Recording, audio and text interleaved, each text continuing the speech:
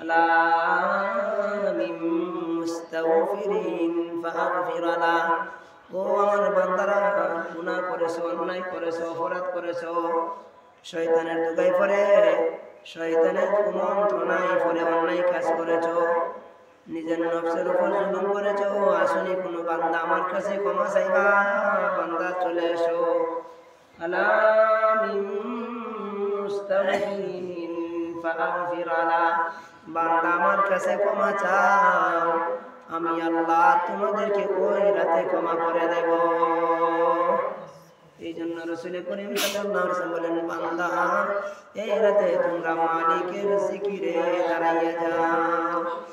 আলা মিন মুস্তাগফিরিন ফাগফির লা।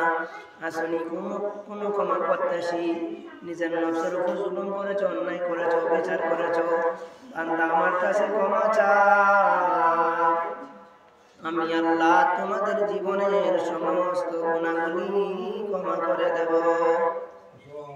এখানে শেষ নাই, বান্দা আরো বলে ডাকেন, আলা মিন মুস্তারজিকিন ফারজুকাহু। বান্দার রিজিকের পেরেশানিতে, রিজিক তালাশে মালিককে ভুলে গিয়েছো, রিজিক পাইতেছো না, বান্দার রিজিকের প্রয়োজন আছে, এমন কোনো বান্দা আসুনি, আমি মালিকের কাছে চাও। আলা মিন মুস্তাগফিরিন আলা মিন মুস্তারজিকিন ফারজুকাহু। বান্দা আমি মালিকের কাছে চাও, আমি আল্লাহ তোমাদের রিজিক দান করব। বান্দা আরো মালিক বান্দাকে আরো সম্বোধন করে ডাকতে থাকেন, আলা মিন মুস্তারজিকিন ফারজুকাহু আলা মুবতালান ফাআফিয়াহু। বান্দা বিপদে পড়ে আসো, মুসিবতে আসো, বিভিন্ন ঝামেলায় আসো, মালিক বান্দার সব হাজত জানে, বান্দা হাজতের নাম ধরে ধরে ডাকতে থাকে। বান্দা আসলে এমন কোনো অপরাধ, এমন কোনো বিপদে মুসিবতে মালিকের কাছে চাও, আমি আল্লাহ তোমার মুসিবত দূর করে দেব। বান্দা এভাবে সকল বান্দাদের সকল হাজাতের নাম ধরে ধরে ডাকতে থাকে। এই ডাক কতটুকু পর্যন্ত ডাকেন? রাসূল করিম সাল্লাল্লাহু আলাইহি ওয়াসাল্লাম বলেন, আলা কাযা আলা কাযা হাত্তা ইয়াতলু আল ফাজর। ফজর উদিত হওয়ার আগ পর্যন্ত বান্দাদেরকে এভাবে ডাকতেই থাকেন। অন্য রাওয়ায়াতে হযরত আবু মুসা আশআরী রাদিয়াল্লাহু তাআলা ইরশাদ করেন, তিনি বলেন, দয়াল নবীজি ইরশাদ করেছেন, ইন্নাল্লাহা তাআলা লা ইয়াত্তালিউ ফি লাইলাতান নিসফি মিন শাবান। রাসূল করিম সাল্লাল্লাহু আলাইহি ওয়াসাল্লাম ইরশাদ করেন, যখন শাবান মাসের অর্ধ রাত আসে, অর্থাৎ শবে বরাতের রাতে আসে, আগমন করে, তখন আল্লাহ তাআলা ওই রাতে বান্দার প্রতি দয়ার নজর নিক্ষেপ করেন এবং আল্লাহ তাআলা তার সকল সৃষ্টিজীবকে ক্ষমা করে দেন। এই রাতে আল্লাহ তাআলা তার সকল সৃষ্টিকে ক্ষমা করে দেন। তবে ওই ক্ষমার রাতে, দয়ার রাতে আল্লাহ তাআলা দুই দলের মানুষকে আল্লাহ তাআলা ক্ষমা করেন না, ইল্লা মুশরিকিন আও মুশাহিন। ওই রাতে, যেই রাতে আল্লাহ তাআলা সাধারণভাবে সকলকে ক্ষমা করে দেন, ওই রাতে আল্লাহ তাআলা দুই শ্রেণীর মানুষকে ক্ষমা করেন না। তারা কারা? যারা রব্বুল আলামিনের সাথে শিরিক করে, যারা মালিকের সাথে শিরিক করে, আল্লাহ তাআলা ক্ষমার রাতেও তাদেরকে ক্ষমা করেন না। আর আরেক দল হলো যারা মুশাহিন, যারা বিদ্বেষ পোষণ করে, মানুষের ক্ষতি তালাশ করে, মানুষদেরকে হিংসা করে, আল্লাহ তাআলা ওই দিন ক্ষমার রাতে তাদেরকে ক্ষমা করেন না। এই মর্যাদাপূর্ণ রাতটাকে কিভাবে কাটানো উচিত? মুফাসসিরিনে কেরামগণ বলেন, এই রাতে কয়েকটা আমল করা যায়। তার মধ্যে এক নম্বর হলো রাতে বিশেষ ভাবে নামাজ পড়া, বেশি বেশি নামাজ পড়া। নামাজের মধ্যে একটা স্পেসিফিক নামাজ আছে, সালাতুত তাসবিহ। হযরত রাসূল করিম সাল্লাল্লাহু আলাইহি ওয়াসাল্লাম তার চাচা আবু তালেব, তার চাচাকে বলেছিলেন, চাচা আপনি পারলে প্রতিদিন একবার ওই নামাজটা পড়বেন। যদি প্রতিদিন না পারেন তাহলে কমপক্ষে সপ্তাহে একদিন পড়বেন। যদি সপ্তাহেও না পারেন তাহলে কমপক্ষে মাসে একদিন পড়বেন। মাসে না পারলে বছরে, কিন্তু বছরেও যদি না পারেন জীবনে একবার হইলেও সালাতুত তাসবিহের নামাজ পড়বেন। ওই নামাজ পড়লে কি লাভ হবে? রাসূল করিম সাল্লাল্লাহু আলাইহি ওয়াসাল্লাম ইরশাদ করেন, যে ব্যক্তি সালাতুত তাসবিহের নামাজ পড়বে আল্লাহ তাআলা এর বদৌলতে তার জীবনের পিছনের সমস্ত গুনাহগুলি মাফ করে দেবেন। এজন্য উচিত হইলে এই রাতে বেশি বেশি নামাজ পড়া। শুধু নামাজই নয়, আরো অনেক কিছু করা যায়। নফল ইবাদত বন্দেগী করা যায় এই রাতে। নফল ইবাদত বন্দেগীর মধ্যে উত্তম ইবাদত হলো রাসূল করিম সাল্লাল্লাহু আলাইহি ওয়াসাল্লাম ইরশাদ করেন, আফদালুল ইবাদাতি তিলাওয়াতুল কুরআন। এই রাতে সর্বোত্তম ইবাদত কোরআন তেলাওয়াত, বেশি বেশি কোরআন তেলাওয়াত করা যাবে। এই জন্যে আমরা যারা যারা পারি নামাজ বেশি বেশি পড়বো, সময় সুযোগ পাইলে কোরআন তেলাওয়াত করব। এবং আরো কিছু করা যায়, জিকির আজকার করা যায়। জিকিরের দ্বারা আল্লাহ তাআলা অন্তরকে পরিষ্কার রাখে। রাসূল করিম সাল্লাল্লাহু আলাইহি ওয়াসাল্লাম ইরশাদ করেন, বান্দা যখন জান্নাতে চলে যাবে তখন বান্দার কোনো চাহিদা থাকবে না। আল্লাহ তাআলা জান্নাতীদের সকল চাহিদা পূরণ করবেন, কিন্তু একটা জিনিসের চাহিদা জান্নাতে যাওয়ার পরও থাকবে। তা কি? রাসূল করিম সাল্লাল্লাহু আলাইহি ওয়াসাল্লাম ইরশাদ করেন, বান্দা জান্নাতে গিয়া আফসোস করবে ওই সময়টার জন্য যে সময়টা মালিকের জিকির ছাড়া অতিবাহিত করেছে। এই জন্যে ওই রাতে, এই সম্মানী রাতে বেশি বেশি জিকির করা যায়।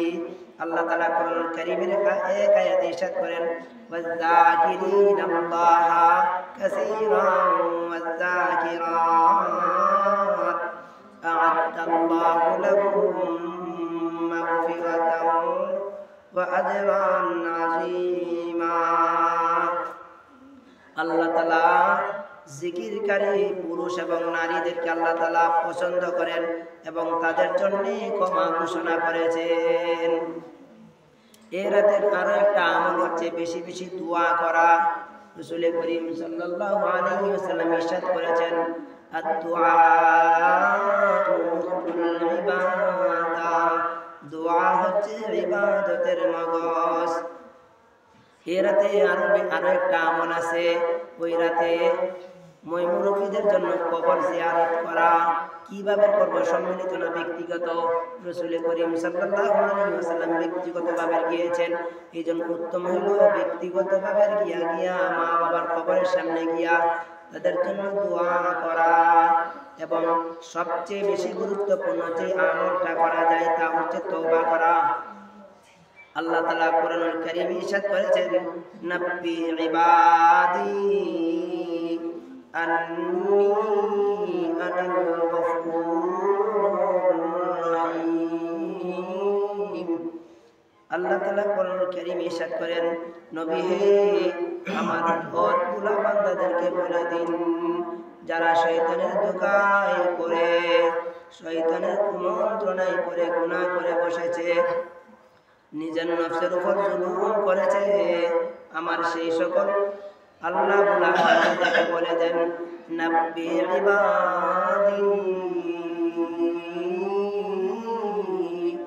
আন্নী আনাল গফুরুর রহিম। নিশ্চয় আমি আল্লাহ বান্দার গুনাহ ক্ষমাকারী। আমার বান্দাদেরকে বলে দেন, আমি আল্লাহ তো ক্ষমাকারী, বান্দা যেন আমার কাছে ক্ষমা চায়, আমি আল্লাহ বান্দার সমস্ত গুনাহকে ক্ষমা করে দেব। আল্লাহ বান্দাদেরকে ডাকেন। এই জন্যে এই রাতে স্পেসিফিক উচিত হইল তওবা করা। আমরা তো সারা জীবন শয়তানের ধোঁকায় পড়ে গুনাহ করি। শয়তান তো আসি আমাদের পিছনে লেগে রয়েছে। আল্লাহ তাআলা শয়তান সম্পর্কে বলেন, ইন্নাশ শাইতানা লাকুম আদুউম মুবিন। শয়তান তো মানুষের শত্রু না, শুধু সে তো প্রকাশ্য শত্রু। ধোঁকা দিবেই। আল্লাহ তাআলার কাছে শয়তান প্রতিশ্রুতিবদ্ধ হয়েছিলেন, মালিক আমি আপনার বান্দাদেরকে চতুর্দিক দিয়ে ধোঁকা দেব।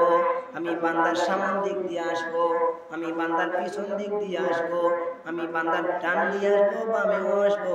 আল্লাহ বলেন, সুম্মা লাআতিয়ান্নাহুম মিন বাইনি আইদিহিম ومن خلفهم وعن أيمانهم وعن شمائلهم ولا تجد أكثرهم شاكرين আল্লাহ তাআলার কাছে শয়তান ওয়াদাবদ্ধ হয়ে এসেছিলেন, আমি বান্দাদেরকে ধোঁকা দেব। মালিকও শয়তানকে বলেছিলেন, শয়তান তুমি সারা জীবন বড় গুনাহ করাও সমস্যা নাই, বান্দা যখন আমার কাছে ক্ষমা চাইবে আমি আল্লাহ বান্দার সমস্ত গুনাহকে ক্ষমা করে দেব। আমি আল্লাহ মহিলা দোয়া আছে, দোয়া করতেন। বান্দা যখন আমার কাছে গুনাহ নিয়ে আসবে, পাহাড় পরিমাণ গুনাহ নিয়ে আসুক, আমি আল্লাহ তাআলার কাছে যখন ক্ষমা চাইবে আমি আল্লাহ বান্দার জীবনের সমস্ত গুনাহ ক্ষমা করে দেব। এই জন্য উচিত হইল, আল্লাহ তো আমাদের শয়তান যেমন লেগে আছে, মালিকও আমাদেরকে সুযোগ দিয়েছেন, গুনাহ করো, শয়তানের দুকাই পরে করছো, ভুল করছো, বান্দা আমার কাছে ক্ষমা চাও, আমি আল্লাহ তাআলা ক্ষমা করে দেব। অন্য আয়াত আল্লাহ তাআলা বলেন, وَمَن يَعْمَلْ سُوءًا أَوْ يَظْلِمْ نَفْسَهُ ثُمَّ يَسْتَغْفِرِ اللَّهَ يَجِدِ اللَّهَ غَفُورًا رَحِيمًا। আল্লাহ বলেন, وَمَن يَعْمَلْ سُوءًا, যে বান্দা অন্যায় কাজ করেছে, আও ইয়াজলিম নাফসা, অথবা অন্যায় বিচার করে নিজের নফসের উপর জুলুম করেছে, বায়ের জমি নষ্ট করেছে, বায়ের হক নষ্ট করেছে, অন্যের হক নষ্ট করেছে, বান্দা বুঝেছে, বান্দা যখনই ক্ষমা চাইবে সুম্মা ইস্তাগফিরিল্লাহ, অতঃপর বান্দা ভুল বুঝে আমার কাছে ইস্তেগফার করবে, ক্ষমা প্রার্থনা করবে, আল্লাহ বলেন ইয়াজিদিল্লাহ গফুরার রহিমা, বান্দা আমাকে ক্ষমাশীল পাবে।